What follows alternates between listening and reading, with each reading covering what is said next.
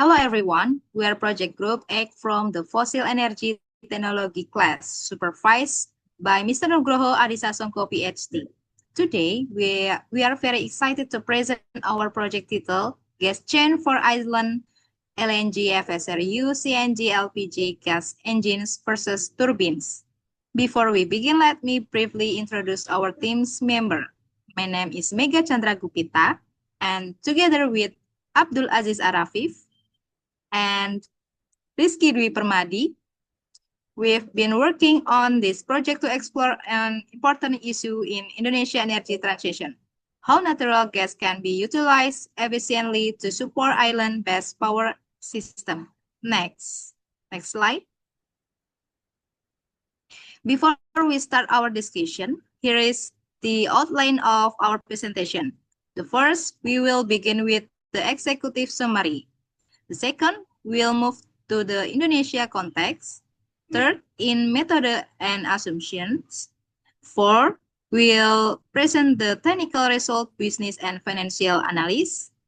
And then the next, the sensitivity analysis. And the next slide, we will share our policy options.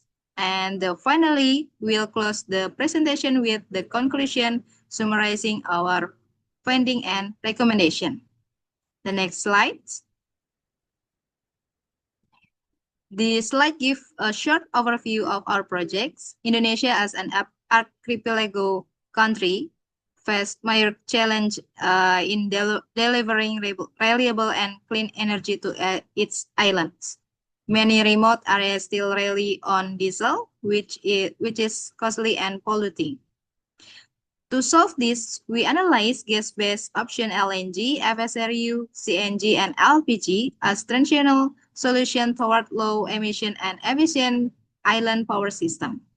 We design for scenario A, LNG FSRU with gas turbine for large-scale system. B, CNG with gas engine for medium-scale islands. C, LPG with dual-fuel engine for backup or backing power. D, hybrid PV plus gas for island with high solar potential. From our analysis, the first gas turbine are best for large system, while gas engine or gas engine are more flexible.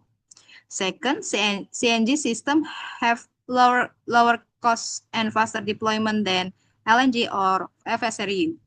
And the next, CNG plus gas engine give the lowest LCOA 0.0712 US dollar per kilowatt hours and highest IRR 9.5%, making it the most competitive options. In short, CNG with gas engine offers the best balance of cost efficiency and flexibility, while hybrid PV plus gas is ideal for long-term sustainability.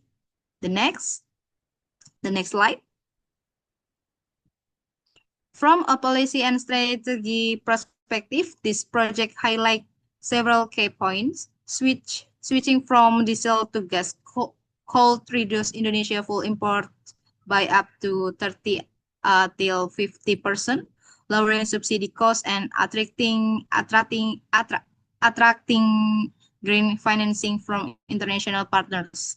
However, challenging remain, especially in funding small island projects and aligning gas, power, and renewable energy policies. For implementation, we propose best actions. The first, 2025 until 2030 pilot project in NTT, Maluku, and Papua using FSRU and mini CNG. And the next, 2030 until 2035 expansion of hybrid PF gas system and inter-island network. And then 2035 until 2050 gradual scale up and integration with hydrogen and CCUS to reach net zero to 2060.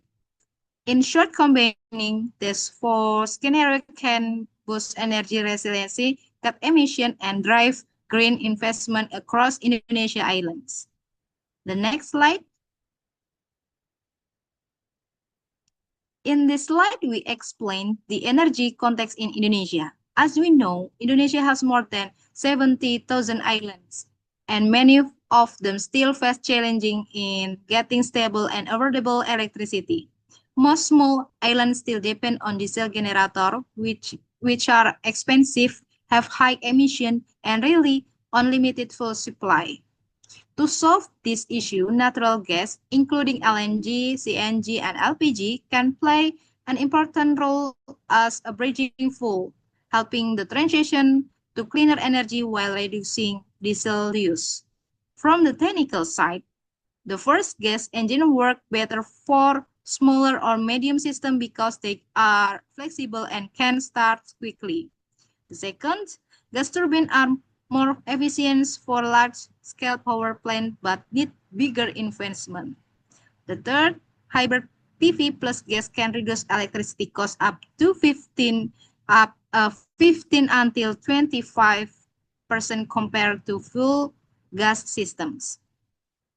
From the economic side, the CNG plus engine scenario gives the best return and fastest payback.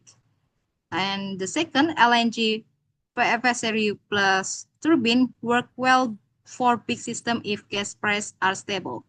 And then the last, hybrid PV plus gas is sensitive to solar cost and investment. And LPG plus dual fuel has the highest cost but can be used as backup. So this is context show that natural gas can be smart and flexible solution to improve energy access for Indonesia islands.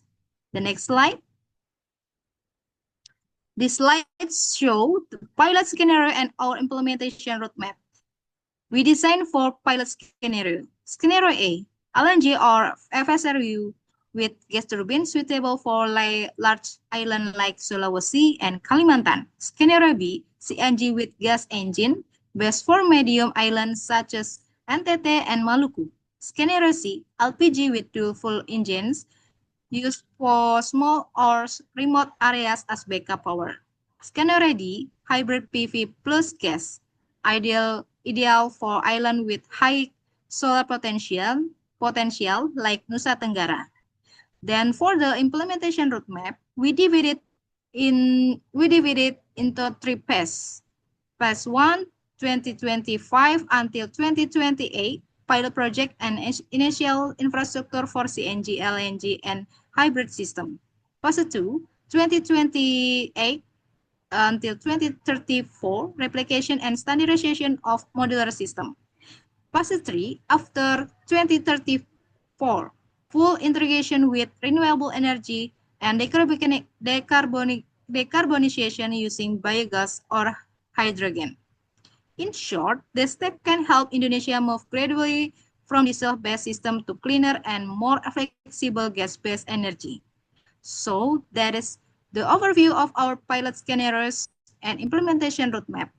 These plans show how gas can play a key role in supporting reliable and cleaner energy system for Indonesia island. Next, my teammate Abdul Aziz Arafif will continue the presentation. He will explain more deeply about the technical method, assumption, and detailed analysis that support our finding. Thank you, Aziz. The floor is yours. Yes, thank you, Mega, for the times. In this part, I will explain the methodology and key assumptions used in our projects. Our approach connects various national and international data sources, such as PLN EUPTL 2024 until 2033, IEA 2024, SKK Migas, and SDM gas balances. We maintain unit consistency in USD per MBTU for fuel price and rupiah per kilowatt hour for electricity. The analysis period covers 20 years with a discount rate of 8 to 10%, and we consider for energy system scenarios. The first, LNG or FSRU with gas turbine, B, CNG with gas engines, C, LPG with dual fuel engines, and D, hybrid PV with gas backup. Next.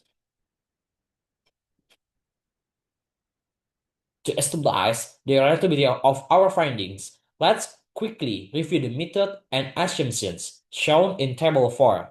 These numbers are the foundation of our entire economic model. First, the fuel costs are our gas price is set at 8 USD per MMBTU. We use a diesel price of 2,200 rupiah per kilowatt hours as the baseline of comparison. Next, the key capex figures the turbine capex is 1000 USD per kilowatt for large-scale projects. The PV capex is 700 USD per kilowatt, which is subject to a sensitivity test. Finally, the financial parameters. We use a 9% discount rate aligned with the national cost of capital and a capacity factor ranging from 60% to 85%, depending on the specific scenario we are analyzing. In short, the standard assumptions define the limits and viability of all the scenarios that follow. Thank you. Next slide. Moving on to our technical results, summarized in Table 5, these tables compare the performance of our four key scenarios. Let's highlight the most critical indicators. Net efficiency, scenario D. Our hybrid system achieved the highest efficiency at 47%. This is a significant gain. CO2 emissions. Again, the hybrid scanner D shows the best environmental performance with the lowest emission at 0.28 kg per kilo hours. Flexibility and reliability. Crucially, scanners B, C, and D all demonstrate high flexibility, which is vital for system stability. Operationally, most scanners also show high reliability. In conclusion, as not below the table, the gas engine system Scanner B and the hybrid system Scanner D show clear superiority. They perform better in partial load operation, which makes them highly suitable for island grids or archipelago system, where load demand fluctuates frequently. This technical superiority is key to the economic viability, which we will now discuss. Next slide. Let's move to the most critical part of our analysis, the economic and financial aspect, detailed in Table 6. This is where we see which option makes the best financial sense. We will focus on the key indicators, CAPEX and OPEX. Notice that Scanner B CNG engine has the lowest CAPEX at 850 USD per kilowatt, while Scanner D hybrid has the highest at 1,200 USD per kilowatt due to the added PV infrastructure. However, the hybrid system also shows the lowest OPEX at only 4% of CAPEX per year, thanks to First Solar Energy. LCOE, the two winners here are Scanner B and D. The hybrid systems offer the lowest LCOE range from 1,100 to 1,200 rupiah per kilowatt hours. Profitability, IER, and NPV. Both Scanner B and D demonstrate the highest returns. Scanner D hybrids stand out with the biggest IIR, range of 15% to 18%, and the largest NPV at 55 million USD, indicating superior long-term value. With these financial results, we conclude the technical and financial analysis sections. If you wish to examine the detailed input numbers and calculations, please refer to Excel sheets provided in the final sessions. Now, to elaborate further on the strategic implication and overall conclusions, I would like to hand over the presentation to my colleague, Rizky Dwi Permadi. Time is yours. Okay, thank you, Ajis. Now I will take you through the result of our sensitivity analysis and our final strategic recommendation. As Ajis just demonstrated, our best case scenario, particularly the hybrid option, saw strong financial returns. But how robust are these results against market change? We perform a sensitivity analysis on three main variables: gas price, PV capex, and the renewable energy portion.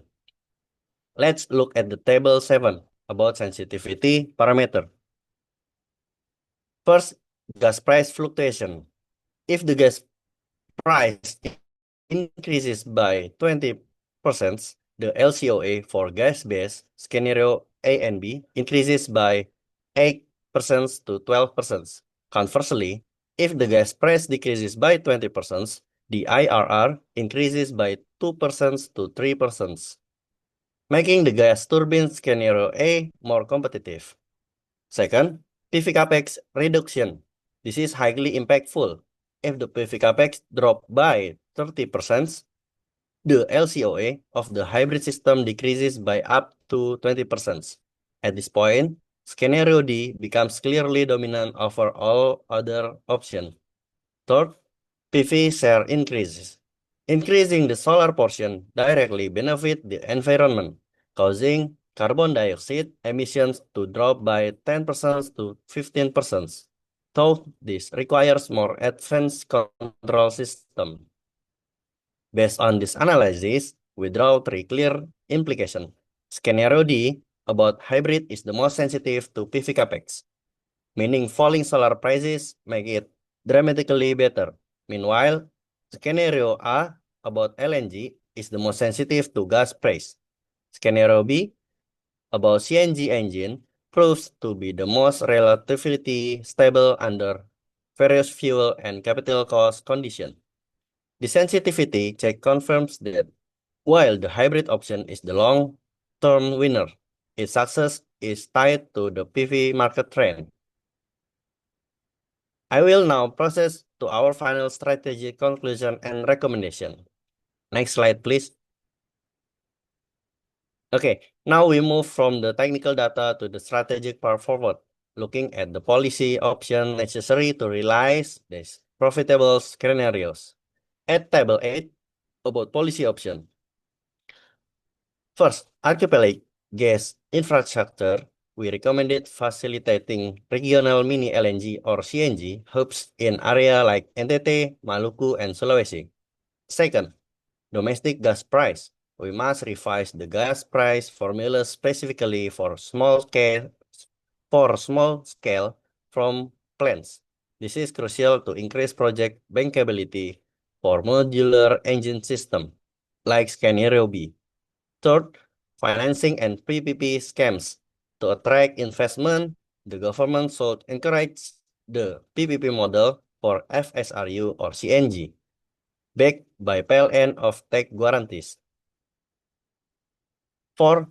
RET, gas hybrid integration. To maximize the benefit of renewable scenario D, we propose an LCOA-based feed-in tariff combined with emission credit. This will encourage PV penetration with creating a significant fiscal burden. Fifth, diesel to gas program. Finally, the fastest policy win is to convert existing diesel power plants with dual fuel engines. These policy adjustments are critical enabler that translate our technical finding into sustainable, large-scale energy transformation. And then I will now present our final recommendation. Next slide, please.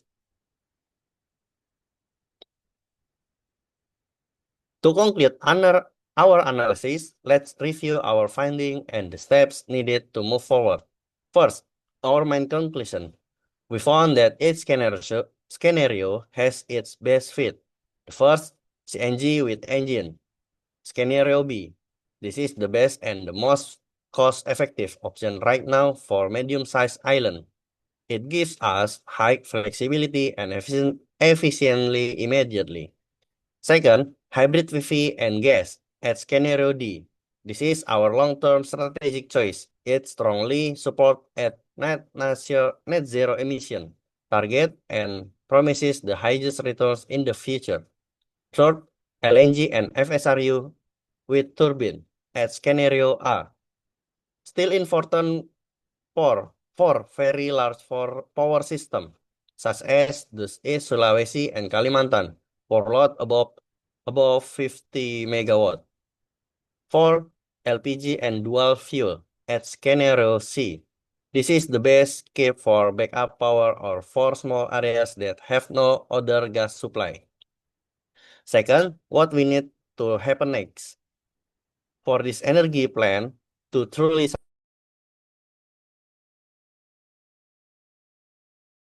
we need competitive gas price in all region. Second, we need flexible funding model PPP to attract investor. Third, we need to officially add hybrid, red, and gas into the National Energy Plans RUPTL and tax RON. By doing these three things, we can ensure a stable, flexible, and successful energy transition for Indonesia. Okay, that's all from our group. Thank you. And the last slide 14. There is a QR code. We can see our full proposal in both English and Indonesian version. And then the detailed financial and technical calculation sheet.